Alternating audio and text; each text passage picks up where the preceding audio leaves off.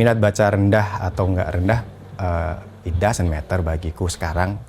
Yang jelas adalah bagaimana kita harusnya bisa memberikan akses seluas mungkin, akses bacaan dalam hal ini terhadap masyarakat gitu. Kalau kita ngomongin progres dari dulu misalnya buku-buku Pram dan seterusnya sempat dilarang di masa Orde Baru dan seterusnya, dan sekarang itu boleh diperjualbelikan, boleh dibaca, boleh diakses. Itu aku pikir sinyal bagus. Walaupun memang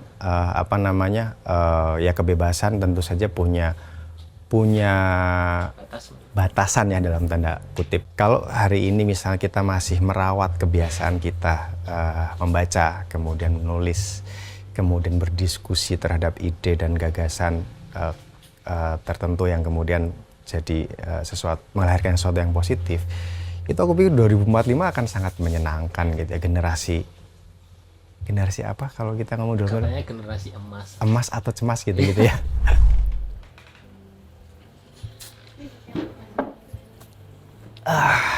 Mas Cahyo. Halo Mas. Apa kabar Mas? Alhamdulillah baik, sehat. Selamat datang di Gutok Mas. Terima kasih sudah diajakin. Sebenarnya malah kita tamunya sebenarnya. Oh gitu ya. Di Siram Media di Mas Cahyo. Karena bikinnya di sini. Ya, Mas sudah menerima kami Mas.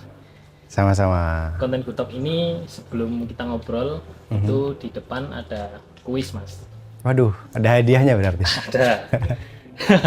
Nama kuisnya Trivia Indonesia. Trivia Indonesia. Jadi nanti aku akan nanyain 5 pertanyaan pilihan ganda ke Mas Cahyo. Jangan susah-susah bro.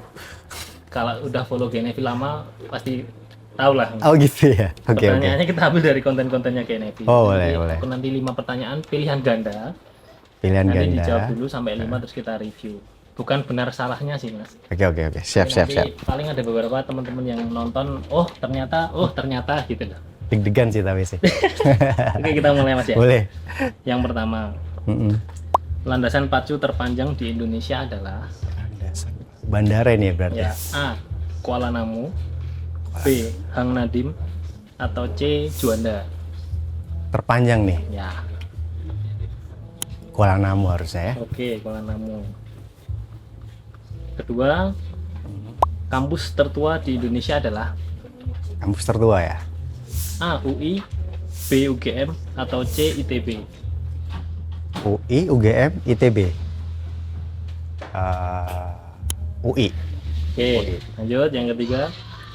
Di manakah letak kerajaan Singosari? Singosari. Oke. A. Malang, B. Mojokerto, atau C. Tuban. Harusnya Malang. Oke. Ada hotelnya juga di sana. Hotel Singosari di sana. Yang keempat, benar atau salah? Iya. Kalau Jawa Barat itu lebih luas dari Jawa Timur. Oh, Jawa Barat lebih luas dari Jawa Timur. Benar atau salah? Lebih luas. Salah. Salah ya Mas? Salah. Terakhir, jika ditarik garis lurus, Oke. yang paling jauh dari kota Bandung adalah dari kota Bandung. Iya. Menarik. A. Salatiga, B. Bandar Lampung, Oke. atau C. Jogja. Dari Bandung nih. Iya. Terus ditarik garis lurus. Iya. Paling jauh mana? Waduh. Antara Salatiga, Jogja, Atau Lampung. atau Lampung. Ini pasti jebakan. Lampung harusnya terjauh nih kayaknya nih. Harusnya ya karena beda pulau nih. Tapi ini ada plot twistnya nih pasti nih. Bandung. Salatiga. Ini biar nggak mainstream, Salatiga deh. Oke. Salatiga. Ya. Oke Mas, kita review Mas. Boleh. Ini nanti kita kasih hadiah deh. Kasih hadiah buku. Waduh. Sponsornya Sira lagi ya kan? Sama aja. Landasan pacu terpanjang tadi jawab Kuala Namu. Kuala ya? Namu. Yang benar itu Hang Nadim Mas. Oh, Hang Nadim. Hang Nadim itu 4025 meter. Oh, oke. Kuala Namu 3750. Panjang kan sebenarnya kan? Juanda 3600. Tapi lebih panjang Hang Nadim. Salah satu. Kampus tertua, benar UI. UI pasti itu UI. tahun 1849. 49 ya. Kalau UGM 1949, 100 tahun ya. ITB 1920. Oke. Benar, UI, net. Ya dapat poin. Yang ketiga, letak kerajaan Singosari. Dia ada hotel Singosari, benar. Malang. Di Malang. Benar. Kerajaan tahun 1222 sampai 1292 lah. Yes. Benar atau salah? Jawa Barat lebih luas Jawa Timur lebih luas dari Jawa Bener Timur. sih Tadi kayaknya. jawabannya salah ya. Benar Mas itu berarti. Oh iya. Ya, Jadi ya, ya. lebih luas Jawa Timur. Kalau Jawa Barat tuh 35.378 km persegi. Oke. Kalau Jawa Timur tuh 47.922 km. Oke, berarti jawabannya bener ya? Benar. Yes.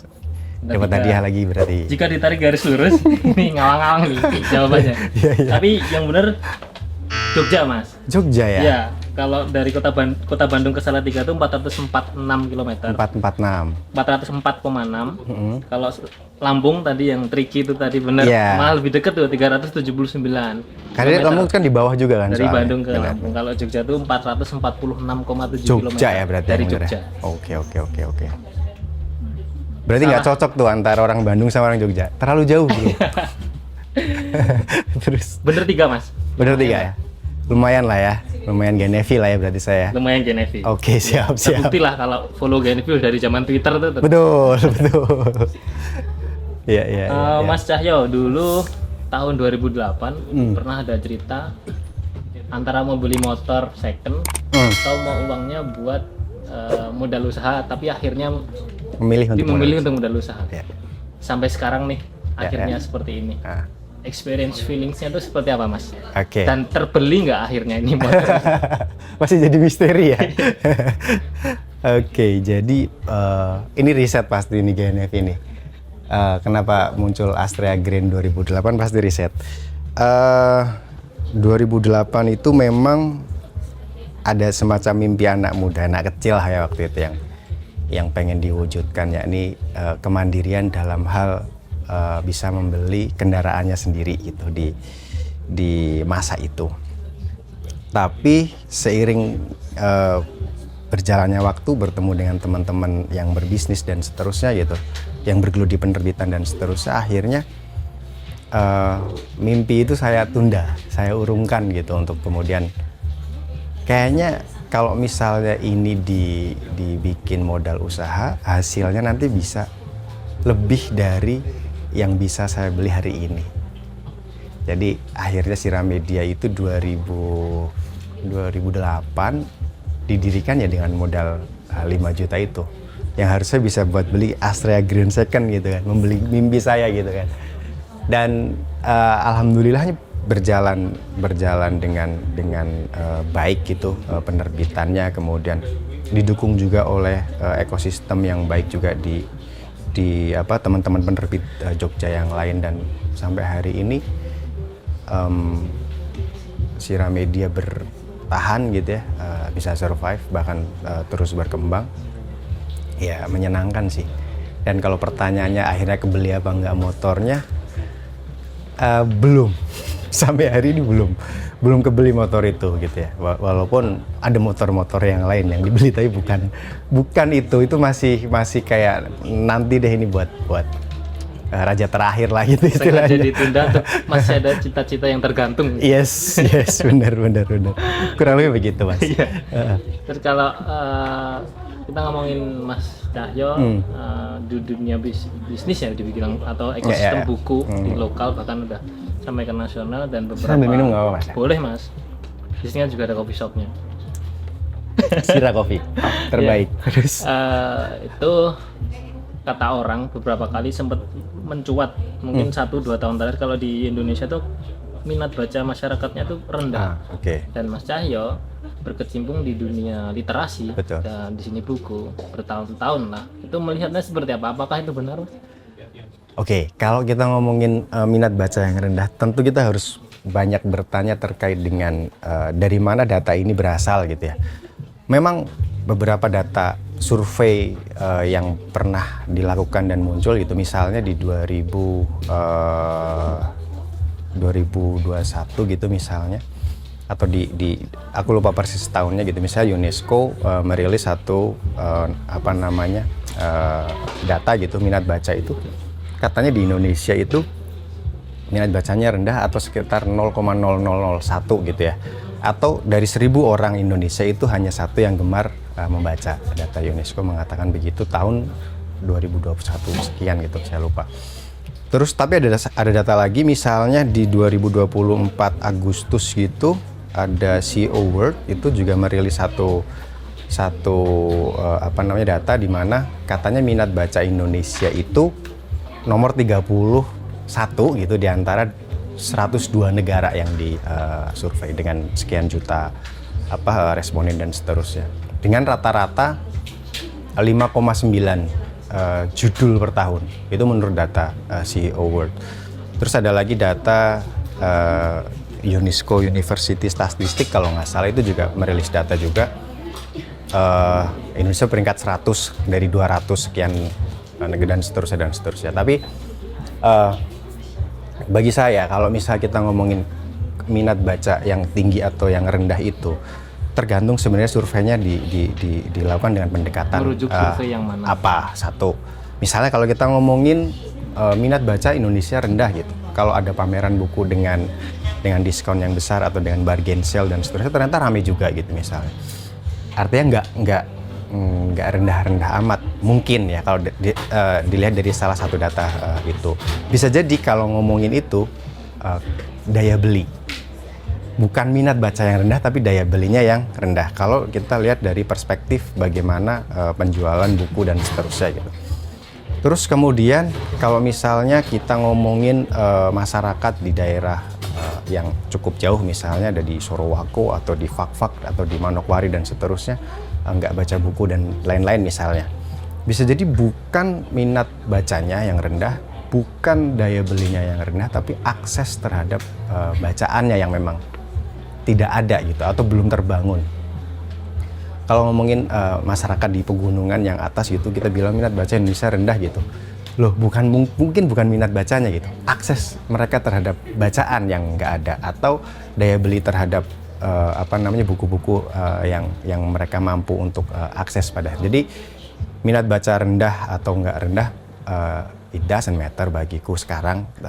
Yang jelas adalah bagaimana kita harusnya bisa memberikan akses seluas mungkin, akses bacaan dalam hal ini terhadap masyarakat gitu, dimanapun mereka berada gitu. Karena kalau kita ngomongin Indonesia pasti berbeda dengan kasus negara lain karena kepulauan. Kita tahu ada 17.000 pulau sekian gitu. Betul. Itu sebenarnya ada pertanyaan trivia yang pernah kita tanyain dan Mas Cahyo tahu. Jadi tadi nggak tak tanyain, dan ternyata tahu 17.000 sekian gitu kan pulau gitu kan, otomatis itu pasti beda dengan negara yang lain gitu kan. Dan kemudian akses terhadap bacaan juga mungkin stimulannya butuh banyak banget yang harus dikerjakan gitu. Jadi ya minat baca rendah, minat baca tinggi, saya pikir masyarakat Indonesia masih suka membaca. Yang perlu kita tingkatkan adalah mungkin satu stimulan di mana mungkin ada keringanan pajak untuk produk dan lain sebagainya sehingga harga bukunya itu semakin terjangkau gitu ya. Atau akses keterbacaan, kita misalnya ngomongin perpustakaan di daerah dan seterusnya, supaya kita nggak melulu fokus di minat baca yang rendah atau tinggi, tapi bagaimana kita semua ini mencoba ngasih akses yang lebih luas ke pembaca gitu pada akhirnya. Mungkin itu juga kurang lebih secara tersirat udah sedikit menjawab tentang tren membaca buku ya. Oke. Di kalangan masyarakat Indonesia, nggak melihat demografi usia ya. Terlihat kayak sekarang juga trennya kan mulai marak ya. Sebuah common space yang digabung di situ, tapi ada elemen bukunya. Ada kafe yang di dalamnya ada pojok baca. Atau seperti ini, Sira, ada perpustakaan yang ada bukunya tapi di dalamnya kafe.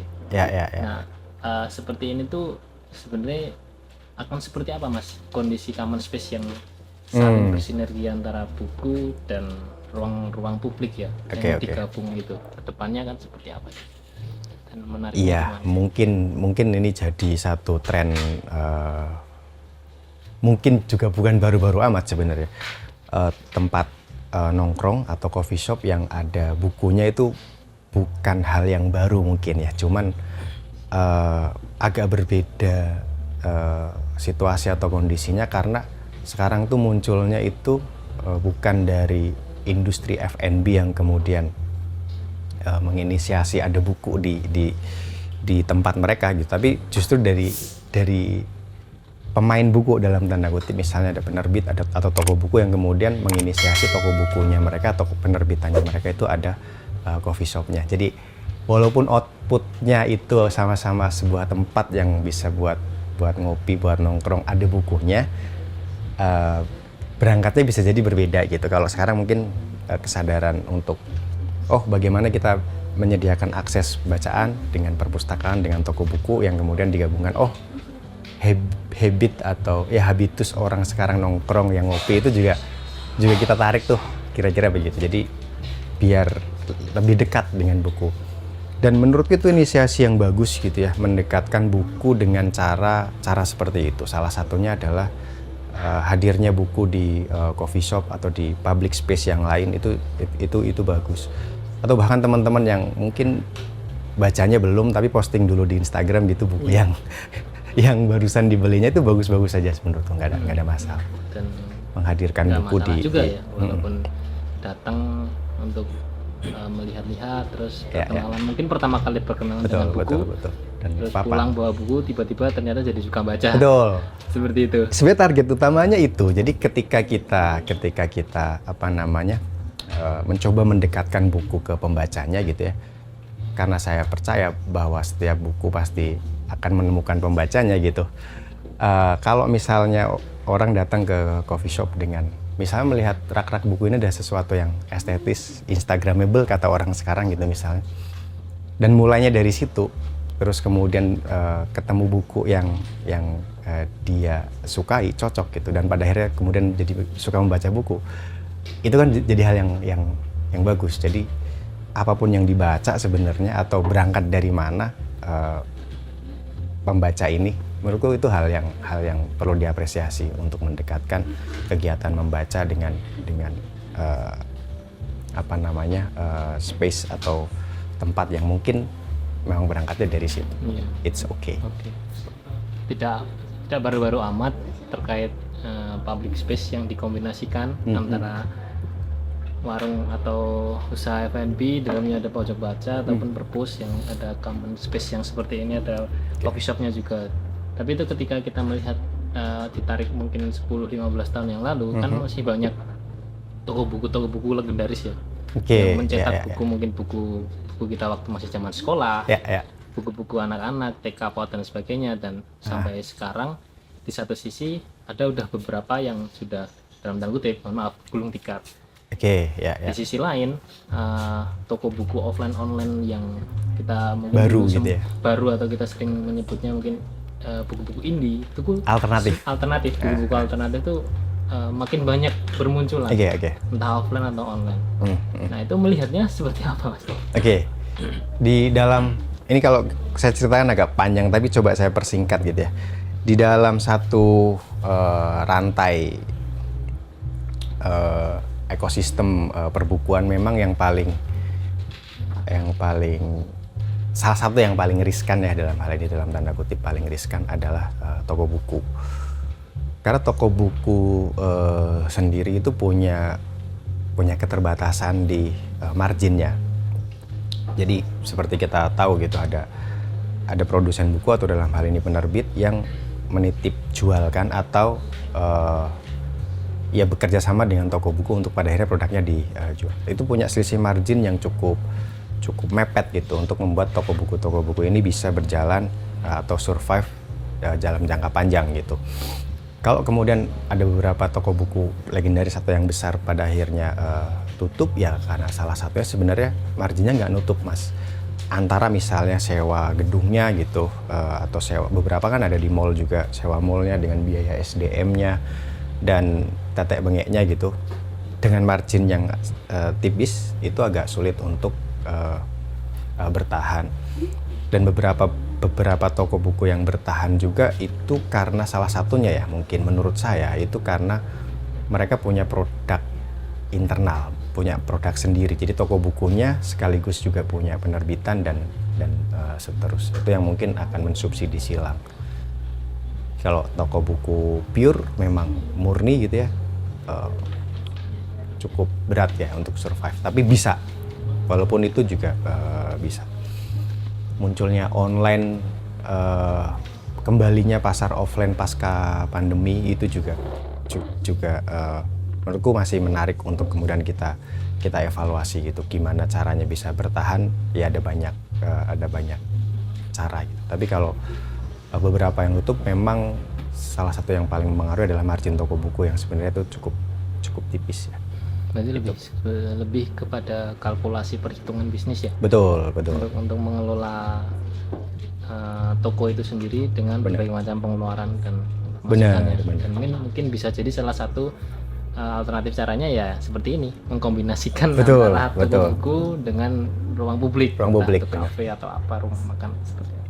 Tadi bilang rantai sistem produksi ya Mas. Mungkin teman-teman di sini ada mungkin yang belum tahu gimana sih singkatnya ketika katakanlah aku nih pengen jadi penulis, aku punya tulisan, mendaftarkan tulisanku ke sebuah penerbit, terus akhirnya sampai dari hulu ke distribusi sampai ke penerbit dan Mas akhirnya terpajang di rak. Itu tuh singkatnya gimana sih Mas? Ini ya, kalau saya ceritain juga mungkin butuh waktu, enggak sih, sebentar aja sih, nggak panjang-panjang amat. Menurutku buku is like a journey ya, kayak sebuah perjalanan gitu, yang dari ide dan gagasan yang ada di kepala penulis sampai pada akhirnya ide dan gagasan itu sampai gitu ke pembaca, itu menurutku kayak journey yang panjang memang. Misalnya kalau kita ngomong sampling ya, kita persingkat aja lah ya. Penulis punya ide, punya gagasan, punya wacana gitu untuk kemudian dilempar ke publik gitu ya. Muncul dari situ dulu tuh. Kemudian penulis menyelesaikan tulisannya, jadilah naskah yang pada akhirnya ini kemudian ditawarkan ke penerbit. Oke, naskah saya penerbit. Ini aku agak teknis dan detail banget nih, nggak apa-apa nih. Siapa tahu nanti ada yang boleh. udah punya ada tulisan, tapi belum tahu nih seperti kayak apa. Gimana prosesnya gitu kan. Setelah naskah ditulis dan kemudian dikirim ke penerbit, singkatnya penerbit terima tuh naskahnya karena sesuai dengan idealisme penerbitnya, kebutuhan marketnya dan seterusnya. Singkatnya naskah ini diterimalah oleh penerbit.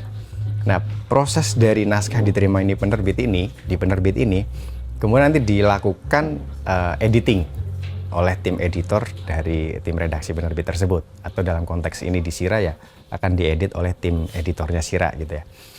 Kemudian setelah diedit, di layout menggunakan software tertentu gitu ya. Setelah di layout atau dikemas, dalam ini proses packaging gitu ya, dibuatkan cover oleh tim desainer gitu ya. Bisa bekerja sama dengan ilustrator dari luar maupun in-house ilustrator. Setelah dibikin, covernya jadi, terus kemudian layoutnya sudah jadi, editingnya tadi sudah dilakukan. Kemudian buku ini dicetak daminya untuk kemudian di-proofing. Ini proses yang dilakukan di Sira ya. Untuk kemudian di-proofing lagi oleh proofreader. Apakah ada salah ketik atau typo, ataukah secara ukuran, font, leading, dan seterusnya itu sudah sesuai atau belum. Setelah dilakukan proofreading, nah kalau masih ada kesalahan, balikin lagi ke layouter untuk dibenerin kesalahannya. Anggap itu beres. Jadilah naskah siap cetak. Dari mulai gagasan ke naskah siap cetak. Ada layout, edit, proofing, dan lain sebagainya tadi ya. Naskah siap cetak. Nah, naskah siap cetak ini kemudian dicetak di percetakan. Nah, percetakan itu ada dua sistemnya. Yang pertama percetakan milik penerbitannya sendiri. Yang kedua yang percetakan di luar milik penerbitannya. Jadi kalau misalnya penerbit dan percetakan, kadang-kadang orang susah nih membedakan. Nah, setelah file siap cetak dikasih ke percetakan, kemudian naskah itu akan dicetak. Jadilah buku-buku ini nih. Buku yang selesai dicetak atau turun cetak. Buku turun cetak biasanya tinggal dijual. Nah, metode jualannya sekarang ada banyak. Pertama dilakukan secara online dengan teman-teman reseller misalnya, atau toko buku online gitu ya. Kemudian dilakukan juga dengan toko buku jaringan. Nah, toko buku jaringan ini biasanya itu bekerja sama dengan distributor. Jadi penerbit itu akan menitipkan bukunya ke distributor untuk kemudian didistribusikan ke seluruh toko buku jaringan. Sebut saja ya toko buku jaringan Gramedia misalnya begitu. Nanti akan disebarkan oleh distributor ke toko buku jaringan itu. Nah, jadi proses dari ide, gagasan, layout, edit, proofing dan seterusnya sampai pada akhirnya ke toko buku itu sepanjang itu. Buku didistribusikan ke toko buku jaringan, di display di toko-toko buku, dipajang di Shopee, Tokped, dan marketplace yang lain, TikTok Shop dan seterusnya. Saya pada akhirnya buku itu bisa dibeli oleh pembacanya. Seperti itu ya. Jadi Seperti itu. Singkatnya Singkatnya jadi begitu. bagi teman-teman nanti yang sekiranya udah punya naskah, pengen tulisannya itu dicetak, paling enggak seperti itu nanti. Betul. Kurang lebih langkah-langkahnya untuk sampai buku itu ada di rak. Dan bisa dibeli itu ya? Iya, dan bisa dibeli. Terus ini bisa dikoreksi Mas kalau nanti salah. Kalau dulu kan buku itu dikatakan bagus, itu kan parameter bukan utama ya. Kurang lebihnya kan isi dari buku itu ya. Kalau kita ngomong ya paling 20-30 tahun yang lalu mungkin. Atau zaman dulu isinya. Oke. Sekarang ini kan teknologi berkembang. Betul. Enggak hanya dan sebuah ada teknik marketing, digital marketing dan lain sebagainya. Dan itu kan lebih meluas, tidak hanya bagus sekedar isinya. Tapi ada strategi marketing itu bisa jadi desain sampulnya, packagingnya, atau packagingnya, atau mungkin juga reviewer buku yang mereka ada di online itu kan juga ada pengaruhnya ya. Untuk buku itu akan laris atau enggak. Oke, bagus dalam penjualan berarti dalam hal ini. Itu kalau menurut Mas Cahyo bener nggak? Kalau buku itu sekarang tidak hanya tentang isinya aja, tapi bagaimana mengolah covernya. Mungkin dulu kan kalau sempat dengar cerita kan Mas Cahyo kan di awal tuh juga nge-layout. Betul. Bikin kopi juga waktu masih di itu. Ceritanya seperti riset itu. Ini orang riset terus. Ya, ibaratnya kalau sekarang tuh versatile. Jadi ketika udah punya bisnis distributor, penerbit dan sebagainya itu Mas Cahyo tahu nih ilmunya karena dari awal. Kalau bahasa Jawanya itu OTD Mas. OTD apa itu? Opo tandangi dewe. Bukan out of the day bukan ya? Dulu kan seperti itu. Itu benar nggak Mas? Sampai sekarang tuh seperti itu. Sebenarnya buku yang bagus adalah buku yang dibaca. Kalau ngomong bagus secara penjualan dan seterusnya, memang faktornya ada banyak ya. Ada bagaimana kemudian buku itu di review, dikemas, kemudian diolah gitu ya dalam tanda kutip marketing kitnya sehingga pesannya sampai gitu ke audiens. Ya kalau ngomongin sekarang karena teknologi berkembang, kebiasaan orang dalam memutuskan untuk membeli sesuatu itu juga mungkin berkembang gitu ya. Ada yang lihat dari reviewer di YouTube atau di Instagram dan seterusnya. Ya memang itu pada akhirnya terus kemudian bisa memengaruhi bagaimana buku ini bisa jadi terjual gitu, atau seberapa banyak buku ini terjual, atau seberapa luas jangkauan atas buku ini. Tapi sebaik-baiknya buku ya sebenarnya kan buku yang dibaca itu tadi. Dan hari ini aku pikir nggak perlu memilih dalam tanda kutip harus menjual dengan cara yang seperti apa gitu ya. Kalau bisa setiap buku kita benar-benar pikirkan covernya atau packagingnya, siapa ilustratornya dan seterusnya supaya sebagai customer atau sebagai pembaca gitu kita juga puas gitu. Puas dalam artian ini buku digarap betulan gitu, dengan hati, dengan ilustrasi yang bagus, cetakannya yang bagus, kertasnya yang bagus, finishingnya yang bagus, editing dan seterusnya juga yang maksimal gitu. Dan kemudian dapat menjangkau masyarakat yang lebih luas karena memang diupayakan dalam tanda kutip jangkauan atas buku ini juga luas. Seluas mungkin. Betul, dengan bekerja sama misalnya dengan, kalau di Instagram namanya bookstagrammer. Kalau di TikTok namanya booktoker. Nah, itu review buku di masing-masing platform itu ada booktuber misalnya. Dan jenis influencer yang lain supaya jangkauan atas buku ini atau atas produk ini tuh semakin luas, dan itu menurutku bagus-bagus aja gitu. Mas Cahyo pernah bilang kalau yang nggak pernah hilang itu kebutuhan orang tentang sebuah cerita. Nah, dengan begitu kan media bercerita dan diekstraksi menjadi sebuah buku, itu kan akan terus ada, nggak bakal hilang lah, terlepas buku ini nantinya menjadi sebuah digital book atau buku fisik atau seperti apa. Nah, itu Mas Cahyo melihatnya tuh seperti apa Mas? Jadi benar kalau kita ngomongin tadi buku, hanya salah satu medium gitu ya sebenarnya dari apa yang kita omongin itu tadi. buku kan bentuknya sekarang juga mulai macam-macam tuh, dari buku fisik yang dicetak di kertas, kemudian ada e-book, ada lagi audiobook misalnya. Itu kan bagian dari perubahan bentuk distribusi konten atau ide atau gagasan atau wacana itu tadi, sehingga kalaupun misalnya suatu hari nanti gitu ya, orang sudah aware terhadap hal-hal yang berkaitan dengan kita tidak menggunakan kertas lagi dan seterusnya misalnya, terus kita beralih ke e-book atau audiobook gitu misalnya, it's okay. Jadi nggak ada problem gitu menurutku kalau ngomongin bentuk buku digital, fisik dan seterusnya. Cuman ada beberapa hal yang memang tidak serta-merta bisa tergantikan oleh satu dengan yang lain. Misalnya gini, Mas Febri bisa lihat di sini ada rak dengan sekian banyak buku gitu kan. Itu mungkin yang tidak tergantikan ketika misalnya semua buku yang ada di sini, ada puluhan ribu gitu ya, bisa dalam satu tablet aja, iPad gitu katakanlah. Bisa kita misalnya menggantikan ini semua dengan display satu iPad gitu di rak kita. Kan itu nggak tergantikan secara fungsi yang lain selain konten yang bisa dibaca gitu ya. Ada fungsi-fungsi yang lain dari buku seperti misalnya estetika, kemudian medium yang kemudian bisa secara fisik kita rasakan. Tadi banget pagi saya nganterin anak sekolah gitu ya, terus nanya ke anakku yang paling gede gitu, kakak suka baca buku? Iya, suka. Lebih suka baca buku fisik atau e-book gitu katanya. Jawaban pertama yang muncul dari dia adalah buku fisik, karena lebih enak. Usia berapa Mas? 5 SD, usia 11 tahun. Lebih suka buku fisik katanya. Oke, kenapa? Karena lebih enak ininya, membacanya dan seterusnya. Selang beberapa menit kemudian, e-book juga enak ding kata dia gitu.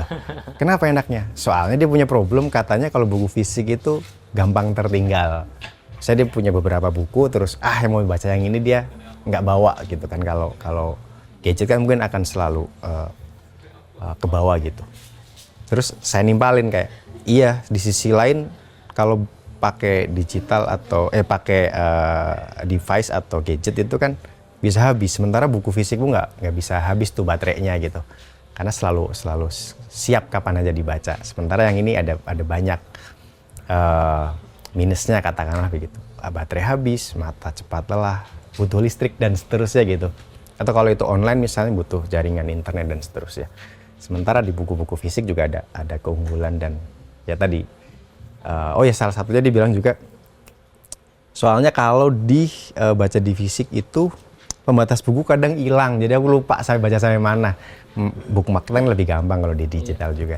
Jadi ya plus minus dan it's okay untuk jadi ya digital book ataupun buku fisik. Nggak apa-apa. Kalau tentang penjualan Mas, sejauh ini di Sira itu atau sepengalamannya Mas Cahyo dalam dunia buku bestseller itu biasanya parameternya tuh yang sering jadi bestseller tuh buku-buku yang seperti apa? Selama Mas Cahyo kenapa buku itu menjadi buku bestseller gitu? Biasanya seperti apa? Ada nggak sih itu? Parameternya apa aja gitu ya? Sebenarnya buku kalau kita mau agak generalisir gitu ya, seperti walaupun nggak bisa digeneralisir juga, seperti produk yang lain yang laris dan seterusnya. Kalau kita mau mencoba simplifikasi itu dengan buku adalah sebuah produk marketing gitu ya, dan pada akhirnya bestseller atau laris di pasar, itu ya kalau ngomongin dari sisi general ya tetap ada PMF ya, sebut saja gitu, product market fit gitu. Apakah buku ini dibutuhkan, apakah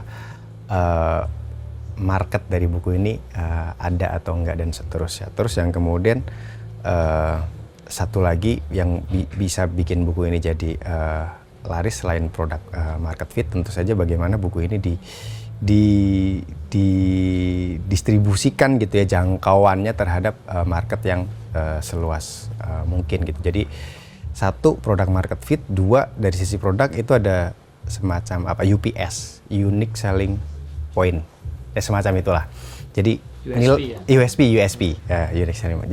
Jadi bagaimana kemasannya, siapa ilustratornya, siapa penulisnya, bagaimana proses kreatifnya, itu kan sekarang tuh jadi hal yang dulu tuh kayaknya nggak jadi pertimbangan gitu. Misalnya salah satu ilustrator kami kalau misalnya lagi gambar cover gitu ya, itu ada proses kreatifnya yang kemudian direcord. Oh ini kemarin gambarnya tuh begini, terus kenapa gambar ini tuh ada storytelling hal lain di luar produk sebenarnya, yang kemudian bisa jadi dalam tanda kutip materi untuk kita ngedeliver buku ini ke calon audiensnya atau calon pembacanya. Gitu. Pernah nggak itu yang sejauh ini tuh yang unpredictable Mas? Jadi ada yang satu itu ada. Tadi yang secara produk market fit, terus market fit, user, betul. Ada selling point-nya juga. Tadi ketika udah di strategi kan tuh ternyata so-so kayak oh ternyata nggak sesuai sama strategi, atau malah sebaliknya buku yang kita nggak underrated ya. Underrated tadi itu kita malah meledak. Iya. Sering Mas atau gimana? Ada lah pasti yang kayak gitu. Udah digadang-gadang gitu kan, istilah ini bakalan bestseller karena ini kita dapat copyright-nya juga New York Times bestseller dan seterusnya, pasti di sini meledak dan lain sebagainya. Ternyata setelah diterbitkan di sini mak plekenyi gitu istilahnya. Mak plekenyi kayak gitu aja. Ada, atau justru buku yang sudah lama banget, bahkan sudah diretur dari toko gitu ya, tiba-tiba meledak lagi dan kemudian ada permintaan yang begitu besar dari market, dan bahkan sampai hari ini kemudian dicetak ulang berkali-kali karena ada momentum tertentu. Pasti ada. Dan ya itu tadi seperti saya bilang, setiap buku pasti akan menemukan pembacanya gitu. Ada satu cerita gitu di mana ini mungkin efek sosial media ya, di mana satu buku yang ya tadi aku bilang sudah lama sekali, sudah diretur bahkan dari toko gitu ya, kemudian tiba-tiba satu konten kreator di TikTok gitu membahas buku ini dan kemudian dapat views yang lumayan gede, FYP lah kalau orang sekarang bilang gitu ya, ketiban FYP gitu ya. Tiba-tiba buku itu yang wah ini buku dulu susah banget jualannya gitu, tiba-tiba dalam sekali tempo gitu ya, satu tumpuk tumpuk di rak gitu langsung habis, bahkan dicetak ulang terus-menerus karena ya itu tadi kadang-kadang butuh jangkauan yang lebih luas untuk supaya buku ini bisa dapat pembaca yang lebih luas, dan kita nggak tahu kadang-kadang momentum itu jatuh di mana gitu. Tidak bisa terstrategikan ya, jadi kayak ini udah dibikin bagus, dapat copyright, belum jaminan. Tidak jaminan. Kalau kita ngomongin narik Mas agak sejarah di Indonesia ini Mas, buku. Kan dulu kita pernah ada di masa buku tuh dilarang beredar Mas. Di bredel banget. Waktu itu. Terus tapi sekarang beberapa tahun terakhir bahkan penjual buku mayor label mungkin. Udah bisa mendistribusikan itu, bahkan kayak sempat ada kayak gerakan I read banned book begitu. Terus dan sekarang udah ya secara legal dan secara umum buku-buku yang dulunya di bredel itu sekarang udah terdistribusi secara bebas.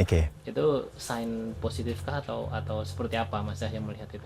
Saya pikir itu sinyal positif yang pada akhirnya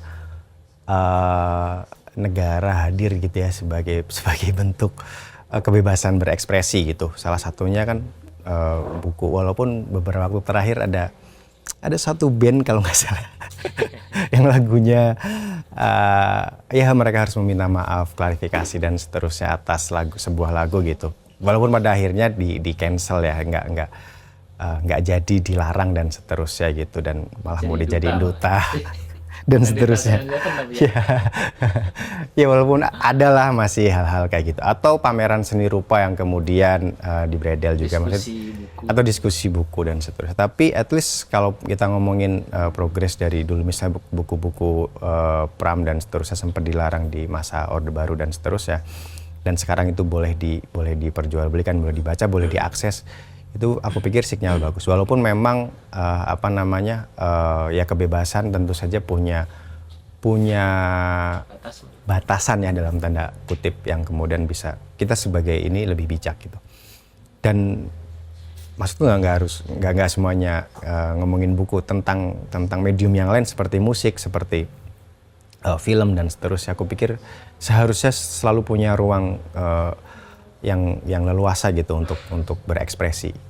Tidak semata-mata langsung dianggap sebagai subversif ya. Betul, Nah, betul. dianggap ini Ya, ya. membahayakan, padahal itu harusnya bisa dibuka diskusi selebar-lebarnya. Betul, Karena betul. apalagi soal Kalau misalnya ngomongin ada satu buku atau satu lagu atau film yang menyinggung lah, bisa dibilang menyinggung, dianggap menyinggung misalnya, tahu delik aduan ini berarti kayaknya ya. Saya pikir kritik kan hal yang bagus juga ya sebenarnya ya, kritik melalui karya seni, kritik melalui buku dan seterusnya itu hal yang baik juga kok sebenarnya gitu. Oke, jadi ya semoga lebih terbuka terus. Betul. Oke Mas Cahyo. Oke.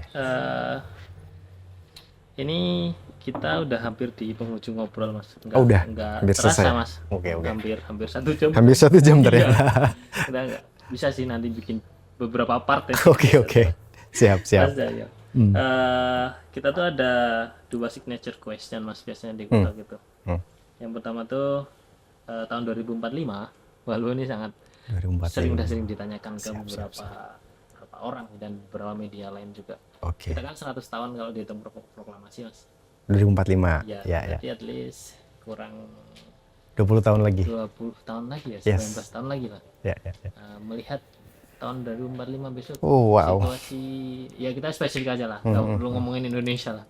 Itu ekosistem buku, toko buku apalagi, atau mungkin yang udah kita bahas dari awal tadi, di tahun itu 19 tahun lagi ya, 20 tahun lagi itu akan seperti apa? Bayangan Mas. Wah, menarik nih. Aku belum pernah membayangkan 2045 perbukuan kayak gimana nih gitu ya. Tapi aku pikir kalau misalnya tahun berapapun itu ya, sebut saja 2045, 100 tahun setelah proklamasi gitu ya. Negara kita kayak gimana, perbukuan kayak gimana. Sebenarnya tergantung apa yang kita kerjakan hari ini kan. Kalau kemudian kita ngomongin, ya sebut saja di perbukuan dulu deh.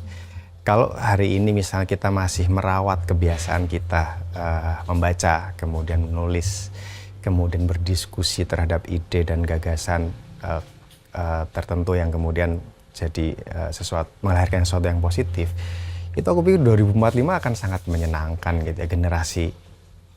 Generasi apa kalau kita ngomong dulu? Katanya generasi emas. Emas atau cemas gitu ya. Ya itulah. Generasi kemas. Kemas bener. Jadi 2045 jadi generasi apa, perbukuan kayak gimana adalah tergantung dari apa yang kita kerjakan hari ini, karena itulah yang akan kita tuai di masa mendatang. Ya kalau 2045 berarti kan anak-anak mudanya kan yang lahir sekarang atau sekarang usia 10 tahun gitu kan.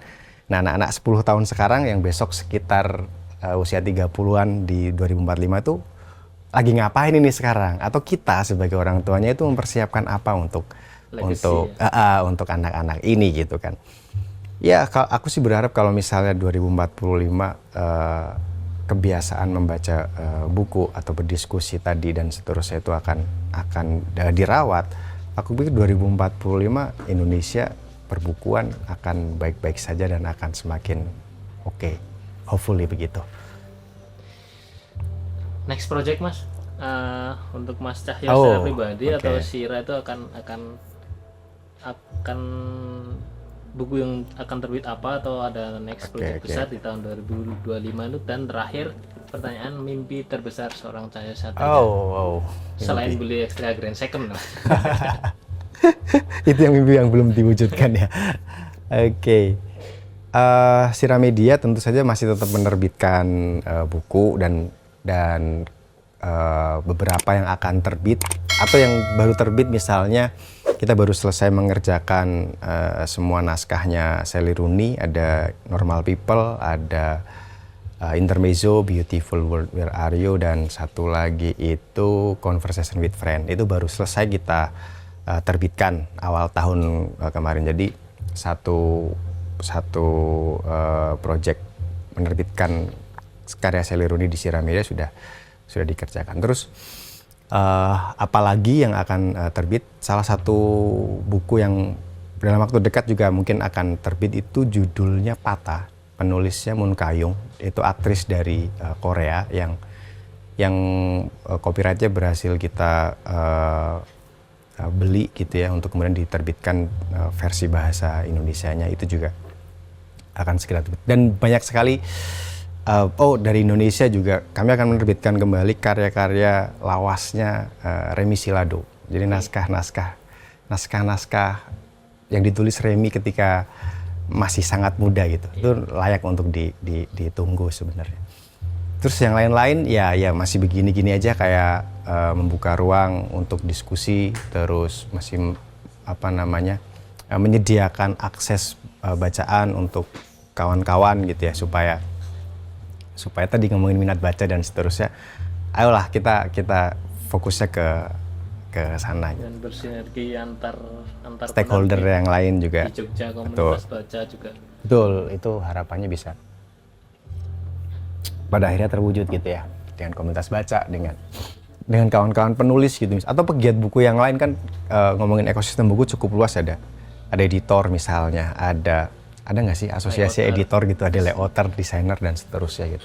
Kalau asosiasi penerbitannya sih ada ya, tapi kalau yang lain-lain, pegiat buku yang lain mungkin juga ada. Terus tadi apa? Mimpi terbesar. Oke. Selain Astrea Green Second itu ya tadi.